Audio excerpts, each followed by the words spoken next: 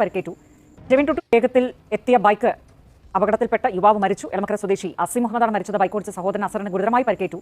ജെവിൻ ടുട്ടു വിവരങ്ങളുമായി ചെയ്യുന്നുണ്ട്. ജെവിൻ, നമുക്ക് ദൃശ്യങ്ങൾ കാണാം. ഒരു ഹമ്പ് എടുത്ത് ചാടുന്നതും അത് കഴിഞ്ഞ് ഇതുപോലെ നിങ്ങൾക്ക് എപ്പോഴെങ്കിലും സംഭവിച്ചിട്ടുണ്ടോ? എനിക്ക് സംഭവിച്ചിട്ടുണ്ട്.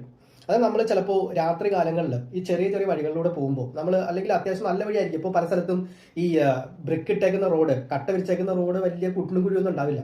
അപ്പോൾ നമ്മൾ വിചാരിക്കും അത്യാവശ്യം സ്പീഡിലൊക്കെ പോയാൽ പെട്ടെന്ന് വീട്ടിലെത്താലോ എന്നുള്ള ചിന്തയിൽ പോകും. പക്ഷേ പെട്ടെന്ന് എത്തുന്നത് മുകളിലേക്കായിരിക്കും അല്ലേ? അപ്പോൾ എനിക്കിത് സംഭവിച്ചിട്ടുണ്ട്. ഞാൻ ഇതുപോലുള്ള ഇടവഴി കൂടി പതുക്കെ ഇത്തിരി സ്പീഡിൽ വന്നപ്പോൾ പെട്ടെന്നൊരു ഹമ്പ് ദൂരെ നിന്ന് കാണാൻ പറ്റില്ല. അല്ല, ഹമ്പ് മുന്നിൽ വരുന്ന ഒരു ഇത് ആയിരിക്കുന്നത് കൊണ്ട് നമുക്ക് ദൂരെ നോക്കുമ്പോൾ കല്ല് അറിയാൻ പറ്റില്ല. പിന്നെ ചില സ്ഥലത്തൊന്നും സ്ട്രീറ്റ് ലൈറ്റ് പ്രോപ്പർ ആയിരിക്കില്ല. അപ്പോൾ എടുത്തടിച്ച പോലെ വണ്ടി തെറിച്ചു പോകും. പ്രത്യേകിച്ച് ഇതിനകത്ത് ഇപ്പോൾ സംഭവിച്ചത് എന്താണെന്ന് വെച്ച് കഴിഞ്ഞാൽ പുറകിൽ ഒരാളിരിപ്പുണ്ട്. ഫ്രണ്ടിലിരിക്കുന്നവനെ ഹാൻഡിലെങ്കിലും പിടിച്ച് ബാലൻസ് ഉണ്ടാവും. പക്ഷേ ബാക്കിലിരിക്കുന്നവൻ്റെ ബാലൻസ് പോയി കഴിഞ്ഞാൽ എൻ്റെ വണ്ടിയുടെ കൺട്രോൾ അങ്ങ് പോകും.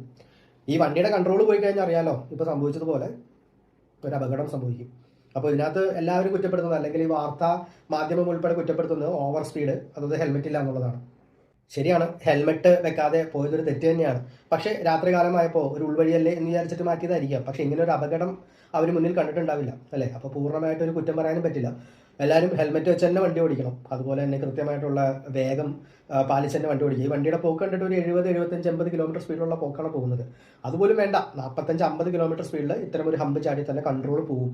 അപ്പോൾ ആൾക്കാർ പറയുന്ന, കമൻറ്റ് ബോക്സിൽ പറയുന്ന വേഗം മാത്രമല്ല ഇതിൻ്റെ ഇഷ്യൂ, അശാസ്ത്രീയമായ റോഡ് പണികളും കൂടിയാണ്. അതായത് ഒരു വീടിൻ്റെ ഫ്രണ്ടിൽ ഒരു ഗേറ്റ് ഉണ്ടാവും, അല്ലെങ്കിൽ ഒരു അടുപ്പിച്ച നീളത്തിൽ റോഡ് ഉണ്ടാവും. അവിടെ സ്പീഡ് കുറയ്ക്കാൻ വേണ്ടി ചെയ്തെന്ന് ഉള്ള രീതിയിൽ കുറച്ച് ഹമ്പുകൾ വെക്കും. പക്ഷേ ഈ ഹമ്പുകൾ എടുത്തിട്ട് അലയ്ക്കുന്ന പോലുള്ള ഹമ്പുകളാണ്.